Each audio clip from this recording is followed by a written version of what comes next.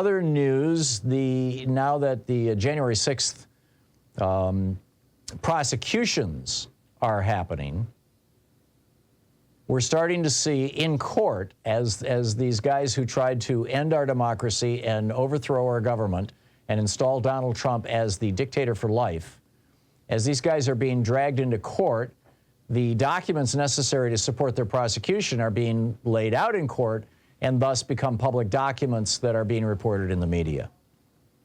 And this one is a series of text messages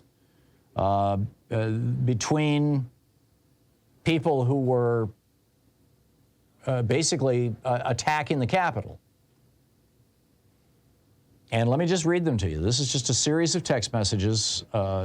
We do know that at least, one of the people on this text chain, in fact, the person who said the most inflammatory thing, is one of the people who was prosecuted this week.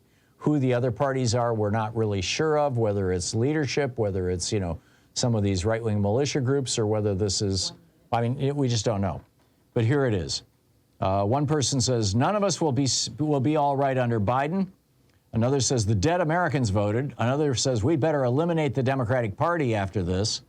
And then the person who's being prosecuted says, I would have said our job yesterday wasn't completed. Our end goal was to brutally murder Pence and Pelosi, and sadly today they're still breathing. And therefore we must come back stronger and more fiercely next time around.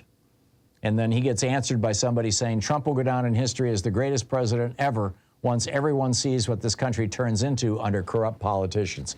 In other words, once Biden becomes president, everybody's going to realize how terrible the Democratic Party is. Right, we just put the economy back together. We just had the fastest growth in employment in the history of the country. We just had the most rapid economic rebound in the history of the country. Yeah, there's some inflation coming along with that. That's happening all over the world. But, I think that we're going to get this under control. But, it looks to me like some of the really large forces, and again, this is, I might be being paranoid here, but whether it's a conspiracy or whether it's a coincidence, gas prices are going up, mortgage rates are going up, and it's getting harder and harder to buy a house. This is not going to help the Democrats.